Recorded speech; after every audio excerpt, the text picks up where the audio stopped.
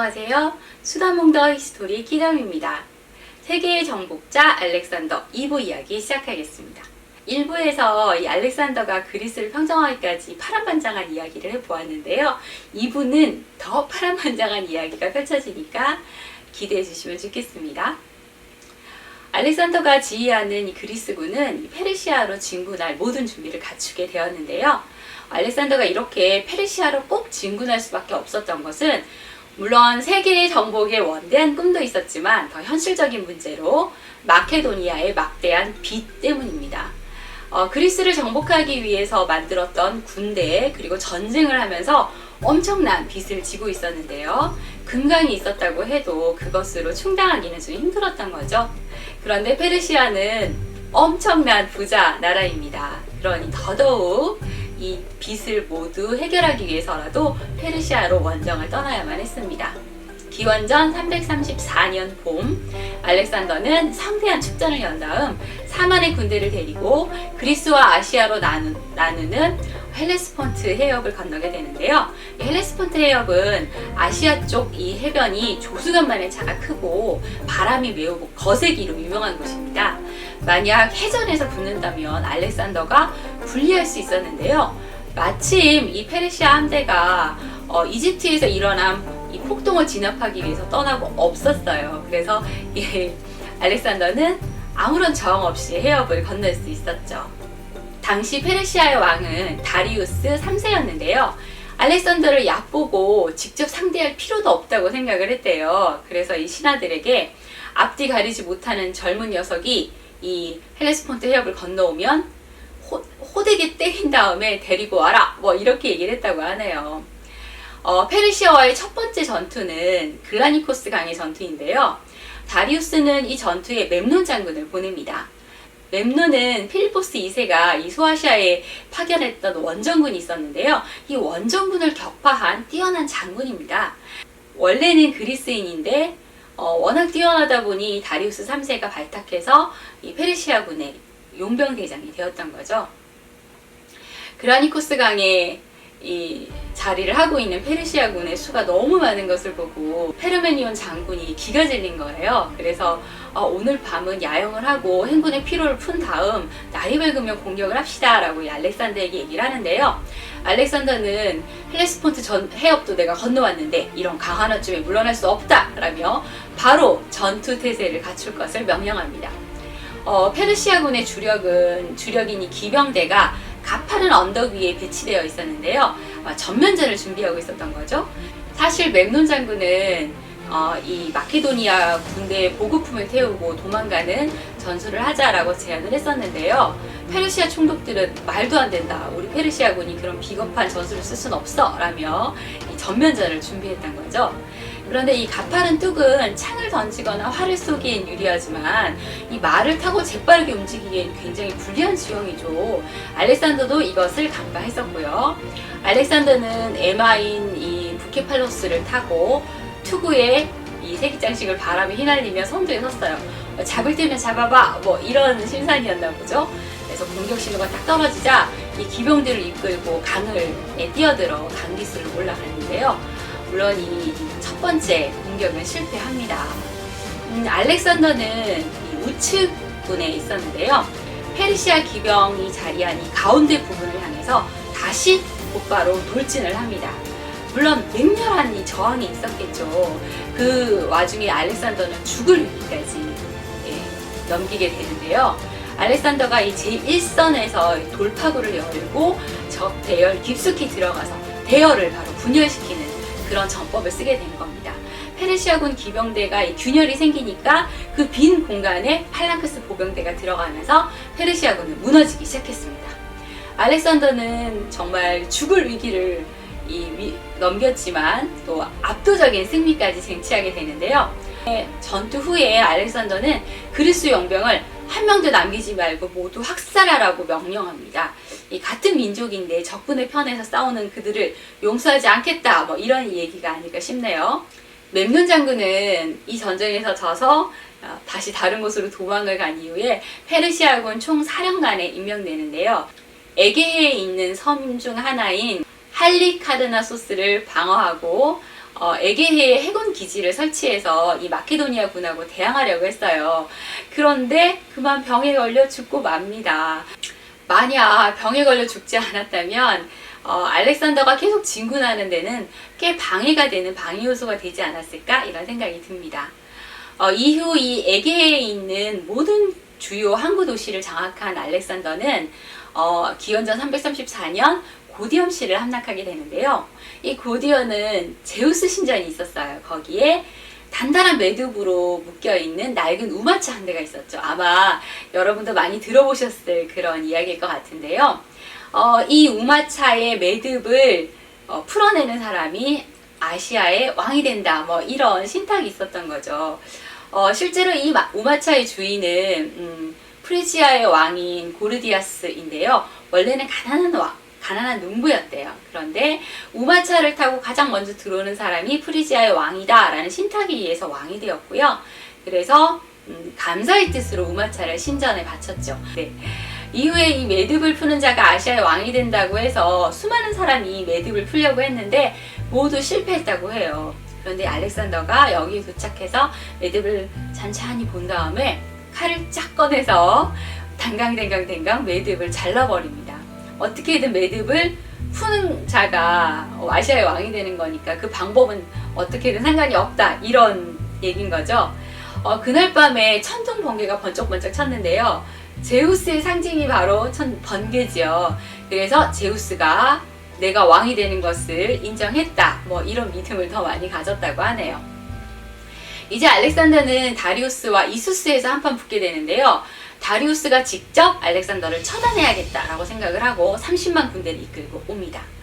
원래 다리우스의 이 병력은 좀 넓은 평원이었던 스코이 지역에 주둔하고 있었는데 다급한 나머지 좁은 이수스 평야로 내려와서 이 마케도니아의 병사들을 학살하기 시작했는데요. 알렉산더에는 또다시 이 에마 부케팔로스를 타고 번쩍번쩍한 이 투구에다가 황금 투구에 또 깃털을 단 다음 근위 부대를 이끌고 적을 향해 돌진하는데요. 알렉산더가 던진 승부수는 다리우스와 직접 대결을 펼치는 겁니다. 알렉산더가 미친 듯이 돌격해오니까 이 다리우스를 호위하고 있던 귀족들이 연달아 막 쓰러지고 다리우스도 너무 당황한 나머지 너무 급하게 전차를 타고 도망가 버린 거죠. 마케도니아군은 페르시아의 전차와 무기 등 많은 전리품과 함께 대승을 거두게 되는데요. 이런 대승을 거두고 난 후 오늘은 다리우스의 욕조를 빌려 목욕이나 해야겠다라며 황금 욕조를 보고 이 알렉산더가 얘기를 하니까 부하가 폐하께서 뺏으셨으니 이 모든 것을 폐하 것입니다. 뭐 이렇게 얘기를 했다고 하네요. 그런데 잡혀있는 이 포로들 중에는 다리우스의 가족들이 포함되어 있었어요. 얼마나 다급했던지 가족을 모두 버리고 떠났던 거죠. 다리우스의 엄마인 데비, 시시간비스도 있었고요. 왕후와 딸, 그리고 아들까지 잡혀 있었던 거죠. 이 알렉산더는 다리우스의 모든 가족의 신분을 그대로 유지해주고 왕족의 대우를 해줍니다. 내가 이제 이 페르시아의 왕이 될 거니 관대한 왕이 되리라 뭐 이런 것을 보여주기 위한 게 아닌가 싶네요. 그리고 포로들 중에서 귀족 여인 중에 바르시네라는 귀족 여인이 있었는데 굉장히 아름답고 총명했고 또 그리스식 교육을 받은 여인이었다고 해요. 그런데 이 여인이 앞서 죽었던 사령관 멤논의 부인이었던 거죠. 알렉산더는 그 여인의 총명함과 아름다움 때문이었는지 아니면 멤논에 대한 복수심 때문이었는지 첫 번째 비공식적인 아내로 이 바르시네를 맞이하게 됩니다. 이수스 전투 이후 승리 이후에 다리우스는 더 이상 알렉산더와는 싸우지 말아야겠다 뭐 이렇게 생각을 한 나머지 편지를 보내게 되는데요. 몸값을 줄 테니 페르시아 포로를 모두 풀어달라. 유프라테스강 서쪽에 있는 페르시아 영토를 마케도니아에게 모두 넘겨주고 내 딸과 결혼시켜주겠다 뭐 이런 내용이었어요. 그러니까 알렉산더는 이렇게 답장을 보내죠. 앞으로 그대가 나와 대화를 하고 싶으면 수신인을 아시아의 대왕으로 할 것이며 나와 동등한 입장에서 편지를 하지 마시오. 당신의 모든 소유는 이제 나의 것이요. 그러니 원하는 게 있다면 예의를 갖춰 나에게 물으시오. 행여 그대가 나와 싸우려 한다면 나중에는 도망쳐도 소용없을 것이요. 당신은 어디에 피신하든 내가 당신을 찾아낼 것을 잊지 마시오. 숨어있지 말고 정정당당하게 나와서 싸우자. 그리고 나는 언제든 너를 무찌를 수 있다. 뭐 이런 확신에 찬 답장이 아닐까 생각이 됩니다. 이후 알렉산더가 향한 곳은 티루스인데요. 티루스는 동지중해 최대 최강의 해상교역 도시였을 뿐 아니라 페르시아에서 가장 강력한 함대를 자랑하고 있는 해군 기지였습니다. 그래서 기원전 332년 티루스로 진격을 하는데요. 알렉산더는 사실 전쟁 없이 이 섬을 차지하고 싶었어요. 그래서 특사를 보내서 평화조약을 받아들이라고 얘기를 하는데 티루스는 이 특사를 죽여서 바다에 빠뜨려 버립니다. 이제 남은 건 전쟁뿐이죠. 티루스는 바다로 둘러싸여 있는 섬인데다가 거대한 성벽이 이중으로 둘러싸여 있는 난공불락의 섬이었죠. 이 섬을 공략하기 위해서 어떻게 할까 고민하던 알렉산더는 800m에 달하는 긴 방파제를 건설하기로 합니다. 정말 너무 무모한데요. 엄청난 양의 목재와 바위를 필요로 했고요. 공사도 무척 힘들었어요. 공사를 하는 도중에 이 티루스인들이 배를 타고 와서 활을 쏘면서 위협을 합니다. 그래서 할 수 없이 방파제 주변에 이 동물 가족으로 둘러싼 다음에 공사를 하는데 또 이 티루스인들이 와서 배를 타고 와서 불붙은 활을 쏴서 또 공격을 했던 거죠. 그래서 불이 붙은 방파제가 잿더미로 변합니다. 여기서 포기할 줄 알았겠지만 의지 알렉산더 새로운 방파제를 또 쐈습니다. 기원전 332년 7월 드디어 완성된 방파제. 마케도니아 보병들이 방파제를 걸어 성벽을 공격하기 시작하는데요. 마침내 성벽에 작은 구멍 하나를 낼 수 있었습니다. 그 구멍으로 진군해서 티루스 부근 병사들을 쓰러뜨리고 티루스의 중심가까지 들어갈 수 있었는데요. 이렇게 티루스는 알렉산더의 손에 들어가게 됩니다.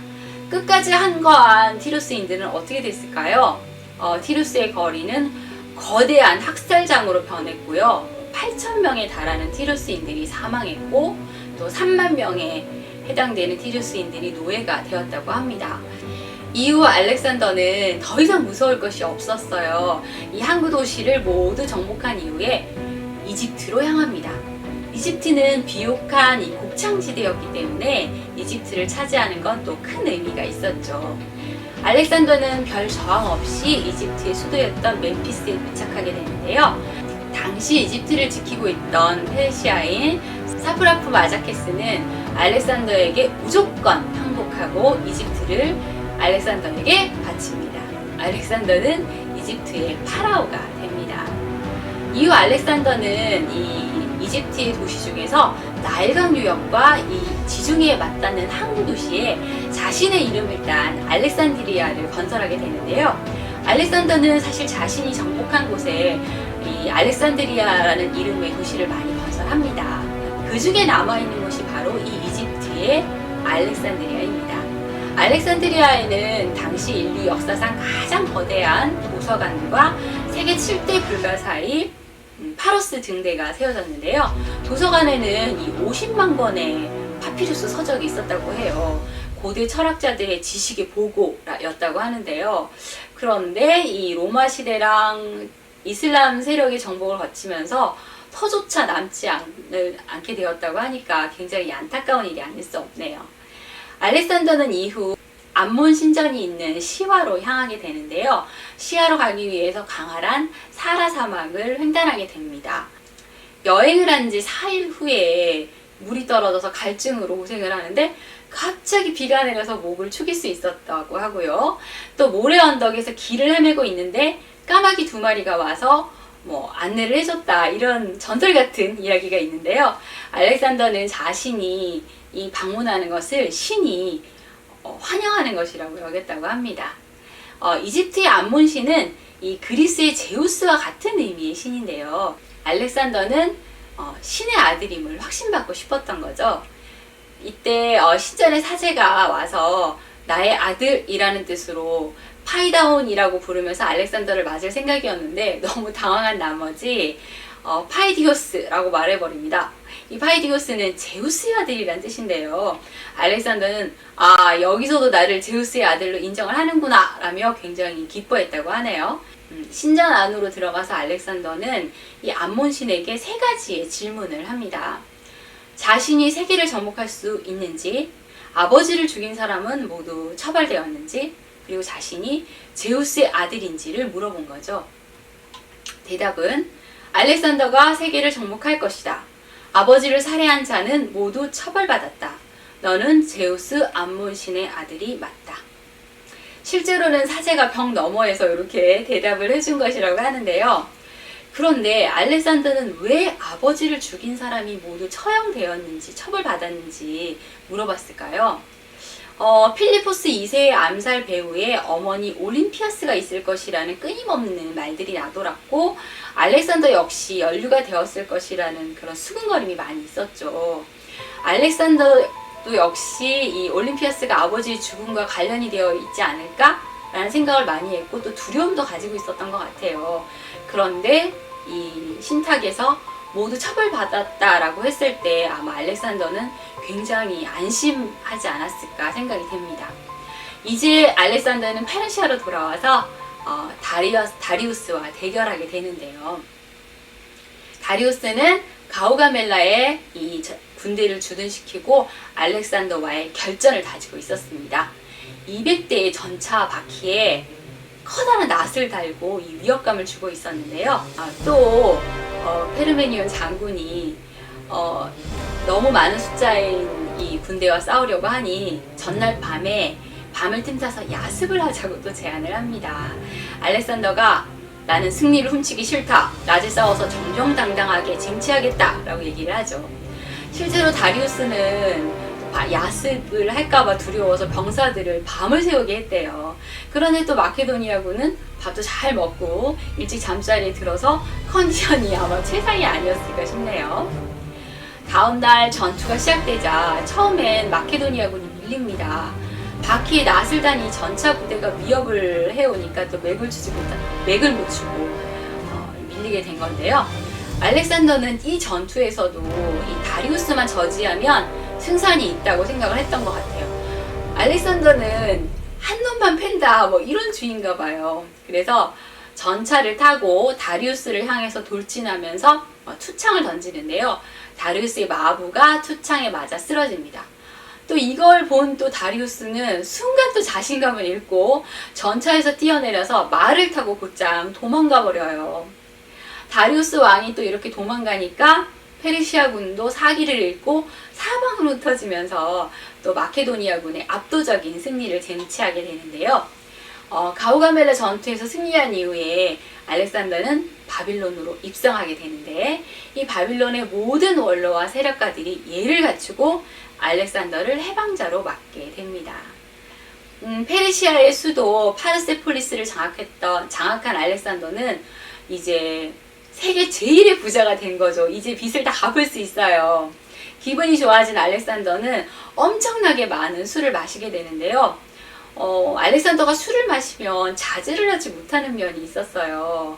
그런데 그때 또 아테네의 창녀였던 타이스가 이 페르시아 왕의 궁전을 불태우면 그리스의 사람들이 고마워할 거예요. 뭐 이렇게 얘기를 한 거죠. 그래서 술에 취한 알렉산더가 펄떡 일어나서 횃불을 쥐고 이 페르시아의 궁전을 불태워버립니다. 그래서 이 아름다운 페르시아의 왕의 궁전이 잿더미가 된 거죠. 그리고 알렉산더는 나중에 술에서 깨서 내가 왜 그랬지? 하면서 엄청난 후회를 했다고 합니다. 알렉산더는 다리우스를 생포해서 합법적인 아시아의 통치자가 되고 싶어 했죠. 그래서 이 다리우스를 계속 추격해 가는데요. 뜻밖의 소식을 듣게 됩니다. 베소스가 다리우스에게 반역해서 양의를 요구하면서 다리우스를 끌고 갔다는 거예요. 더 화가 난 이 알렉산더는 베소스군을 계속 추격했고, 베소스가 다급한 나머지 다리우스를 이제 말에 태우려고 했는데 거부하니까 투창으로 몸을 찌르고 도망가 버린 거예요. 그래서 죽음의 이 문턱에서 이 알렉산더 부하들을 맞이한 이 다리우스는 마지막까지 불행하도다. 내 너희들의 도움을 받아도 보답할 길이 없구나. 그러나 알렉산더가 너희에게 보답할 것이다. 라며 죽음을 맞았다고 해요.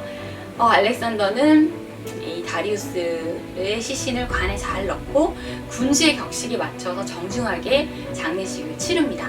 그리고 배신하고 도망간 베소스를 끝까지 추격해서 잡은 다음에 죽도록 매질을 하고 이 배신의 죄를 물어 코와 귀를 잘라버려요. 그리고 이 나무를 강제로 휘어서 팔다리를 묶은 다음에 밧줄을 탁 끊어버립니다. 그러니까 이 온몸이 사방으로 찢기는 이런 형벌을 받게 된 거죠. 알렉산더가 마지막으로 점령한 페르시아 지역은 박트리아라는 지역인데요. 거기 엄청난 미모의 록산네라는 여인이 있었습니다. 사실 평소에 여자에 관심이 별로 없다고 했었잖아요. 그런데 갑자기 이 아름다운 록산네에게 반해서 알렉산더는 결혼을 하게 됩니다.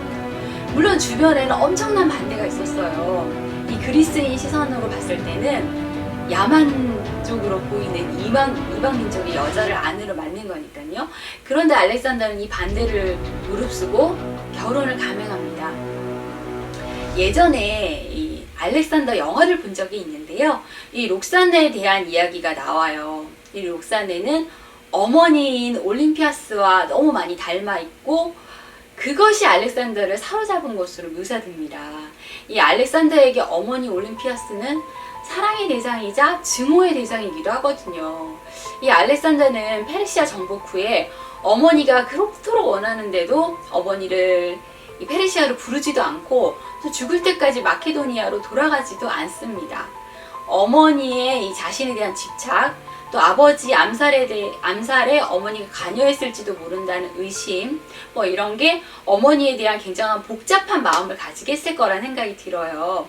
그러면서도 이 어머니하고 닮은 록산네에게 빠져버린 거죠. 영화는 이렇게 알렉산더의 오디푸스 컴플렉스를 다루고 있는데요. 저 역시 일정 부분 동의하게 되는 부분이 있는 것 같아요. 이 필리포스가 친아버지임에도 불구하고 끊임없이 아버지를 부정하고 자신은 제우스의 아들이라고 생각했잖아요. 그의 끊임없는 이 원정은 아버지 필리포스를 넘어서고 스스로 신의 아들임을 증명해 보이고 싶었던 일면이 아닌가 생각이 됩니다. 다시 이야기로 돌아와서 이 록산네는 이 인도 원정을 떠났을 때도 함께 하는데요. 알렉산더가 죽을 때 임신 9개월 차였어요. 그리고 알렉산더 4세 에구스라는 그 유복자를 낳게 되는데요. 안타깝게도 이후 마케도니아의 왕이 카산도로스에게 이 록산네와 아들 모두 다 암살당하게 됩니다. 이렇게 페르시아를 차지하게 된 알렉산더는 페르시아 전통을 추구하려고 하는데요. 서서히 쾌락주의에 빠지게 됩니다. 알렉산더는 머리에 관을 쓰고 페르시아 궁중복을 입고 페르시아 귀족들을 가까이 하게 되는데요. 알렉산더가 이 마케도니아 장군들에게도 이전의 페르시아 왕처럼 자신에게 절을 하도록 요구합니다. 그리스인들은 신에게만 절을 하는 전통이 있어서 이건 굉장히 모욕적인 일이었죠. 그리고 또 알렉산더는 페르시아인들에게 좀 높은 지위를 많이 주었는데 함께 정복전쟁을 벌였던 마케도니아 장군들의 입장에서는 이 많은 피정복민들과 동등한 직책을 맡는 게 참을 수 없는 일이었을 것 같아요. 거기다가 이 왕의 춘위대에 페르시아 제후의 아들들을 선발하려고 하니까 이 마케도니아 장군들의 불만은 계속 쌓여갔던 거죠. 이렇게 알렉산더에게 불만이 쌓이자 여러 차례 암살 시도가 일어나는데요. 어린 시절 친구였던 필로타스도 이 암살 시도에 가담했다는 증언이 나오게 됩니다.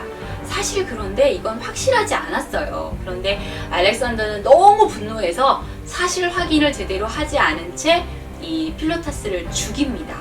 그리고 자신의 아버지였던 필리포스의 오랜 친구이고 또 오랫동안 자신과 함께 원정을 했던 파르메니온 장군이 이 필리타스의 아버지거든요. 그래서 함께 처형하게 된 거죠. 이런 상황 속에서 또 알렉산더는 또 원정을 떠나는데요. 페르시아에 만족하지 않고 인도를 향하게 되었던 거죠. 원정이 계속되자 이 군사들은 지쳐갔고 또 알렉산더에 대한 신뢰도 점점 떨어지고 있었습니다. 알렉산더가 술을 마시면 좀 이성을 잃는다고 얘기를 했었잖아요. 궁전에 불도 지르고. 이번에도 술 때문에 벌어진 이 비참한 일화가 있는데요. 술자리에서 클레이토스가 알렉산더를 자극합니다. 클레이토스는 이 글라니코스 강 전투에서 이 알렉산더의 목숨을 구해준 생명의 은인입니다. 클레이토스는 알렉산더의 업적은 그의 아버지인 필리포스 2세의 덕택이며 이걸 잊으면 안 된다 라고 얘기를 하는데, 이것이 알렉산더의 심기를 불편하게 한 거죠. 그런데 여기에 그치지 않고 이 클레이토스가 자유인인 마케도니아 사람들이 노예처럼 왕 앞에 머리를 땅에 대고 절을 하는 이 상황은 수많은 공적에 대한 상이 아니라 벌이다. 우리 수많은 용사들의 공적은 왕이 빼앗아갔다 라고 소리치고 맙니다. 알렉산더는 이 분노를 참지 못하고 순간 투창을 던져서 이 클레이토스는 그만 사망하고 마는데요. 자신의 행동에 이미 후회를 하니 알렉산더가 땅을 머리에 부딪히고 막 울었지만 소용없었죠. 이후에 알렉산더는 자주 이성을 잃고 또 우울한 광기에 빠져들곤 했는데요. 그럼에도 알렉산더는 계속 진군하는데요. 파키스탄 지역을 공략한 다음 인더스강을 건너 인도 지역까지 공격하기로 했습니다. 여기서 히다스페스 강을 건너야 되는데요. 알렉산더를 저지하고 나선 포로스 왕과 전투를 하게 됩니다. 강 건너에는 200마리의 코끼리를 가진 강력한 군대가 배치되어 있었어요. 이 급류가 흐르는 히다스페스 강을 건너서 이 적들과 싸우는 건 굉장히 무모한 일이었어요. 그래서 먼저 선발대를 선별해서 시험적으로 강을 건넜는데 이 빗발치는 화살 때문에 모두 전멸하고 맙니다. 비는 계속 내리고 있는 우기에 이 적들은 알렉산더가 이 비 때문에 강을 건널 수 없을 것이라고 안심하고 있었어요. 그런데 알렉산더가 한밤중에 이 폭풍우를 해치고 강 상류를 건너는 전략을 통해서 전투에 승리하게 됩니다. 하지만 이 전투에서 희생된 군인의 수가 너무 많았고요. 알렉산더의 에마인 부케팔로스 역시 치명상을 입고 그만 죽고 맙니다. 이 포로스와의 전투 이후에도 계속 전진하던 알렉산더, 이 우기에 이 인도에 도착을 했으니 계속 비가 내렸고요. 그 속에서 70일 이상 전투를 하니까 이 군사들은 점점 지쳐갔고 이제 그만 돌아갔으면 하고 바라면서 전투를 거부하게 됩니다. 알렉산더가 계속 설득을 하는데 설득이 되지 않는 거죠. 그래서 할 수 없이 페르시아로 되돌아가게 되는데요. 되돌아가는 길에서도 세 갈래로 나누어서 돌아가는데 알렉산더는 사막을 건너게 돼요. 거기서 죽은 고비를 몇 번이나 넘기고 또 사막을 행군을 하는데, 그때 한 병사가 약간의 물을 구해서 알렉산더에게 바쳐요. 그런데 다른 병사들이 알렉산더를 막 쳐다본 거죠. 그러니까 이 물을 땅에 버렸다고 해요. 이 알렉산더는 지치지도 목마르지도 않는다 뭐 이러면서요. 그렇지만 이 사막에서 물과 식량 부족으로 절반 이상의 군사를 잃었어야 했고요. 또 사막을 벗어나서도 엄청나게 비가 몰아쳐서 급류에 사람들이 익사되고 또 오염된 물을 마셔서 병에 걸려 죽기도 하고요. 바빌론에 도착했을 때는 인도로 떠났을 때의 10분의 1의 병력만 돌아왔다고 합니다. 기원전 324년 알렉산더의 이 친페르시아 정책에 불만을 가진 사람들이 너무 많다는 것을 안 알렉산더는 이 마케도니아인 그리고 그리스인들과 이 페르시아인들을 융합시키기 위해서 집단 결혼식을 치르는데요. 이때 이 페르시아 여자와 결혼한 그리스 남자의 수가 무려 1만 명이나 되었다고 해요. 알렉산더도 이 모범을 보이기 위해서 이 다리우스의 큰딸과 결혼을 하는데요. 이때 알렉산더의 오랜 친구 헤파스티온도 이 다리우스의 둘째 딸과 결혼을 했다고 합니다. 그런데 그해 가을 알렉산더는 큰 슬픔을 겪게 되는데요. 봄에 결혼했던 그의 절친 헤파스티온이 갑자기 병으로 쓰러져서 7일 만에 병사한 겁니다. 이때 알렉산더는 너무너무 슬퍼했다고 해요. 그리고는 진단을 잘못하고 투약을 잘못했다는 죄로 의사를 처형했고요. 사흘 동안 먹지도 않고 옷도 갇혀 있지 않고 틀어박혀 있었다고 합니다.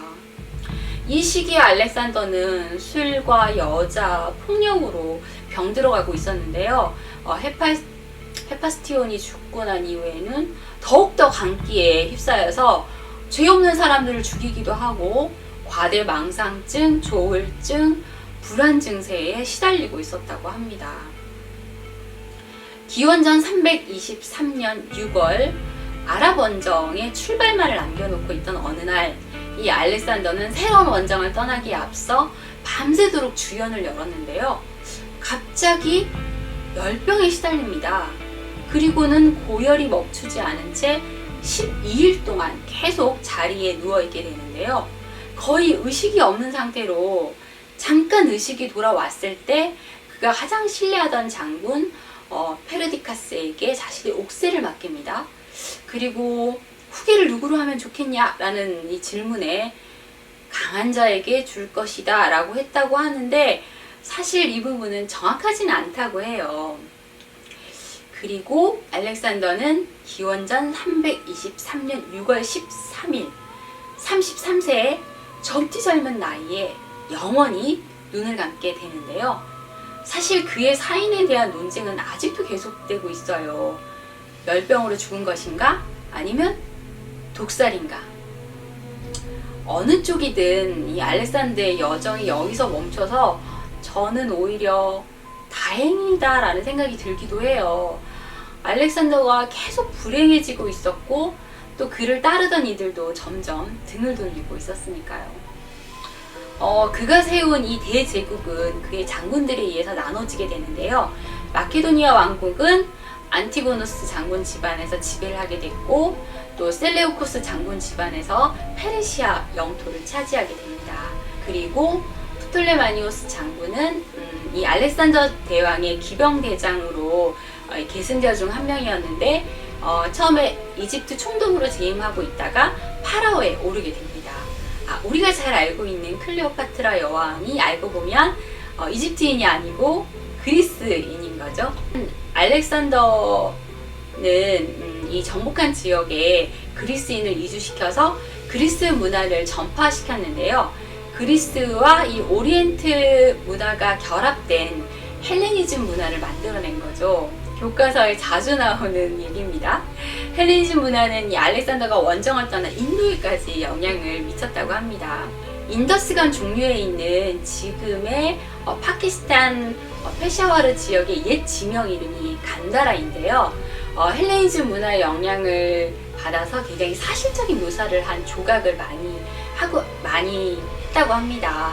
그 중에는 불상이 있었겠죠. 이렇게 형성된 이 간다라 미술은 이 불교 전파와 함께 중국으로 전해졌고 우리나라와 일본에까지 영향을 미칩니다. 와, 이렇게 헬레니즘 문화가 동쪽 끝에 이 작은 나라에까지 영향을 미쳤다고 하니까 대단하죠. 알렉산더가 이 남긴 전쟁의 부정적인 이런 이미지에도 불구하고 그의 정복 사업이 문명의 거대한 발전과 교류를 가능하게 했다라는 점에서는 긍정적인 평가도 할 수 있지 않을까 이런 생각을 해봅니다.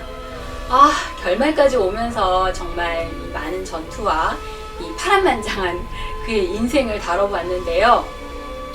정말 너무 힘들지 않았을까? 이런 생각을 하게 됩니다. 또 물론 그의 창 끝에 희생된 사람들을 생각하면 역시 전쟁은 인간이 만들어낸 가장 큰 비극이 아닐까 이런 생각도 함께 하게 되고요. 이상 세계의 정복자 알렉산더에 대한 이야기를 해보았습니다. 재미있으셨다면 구독과 좋아요 부탁드립니다. 이상 수다몽더 히스토리 키담이었습니다. 감사합니다.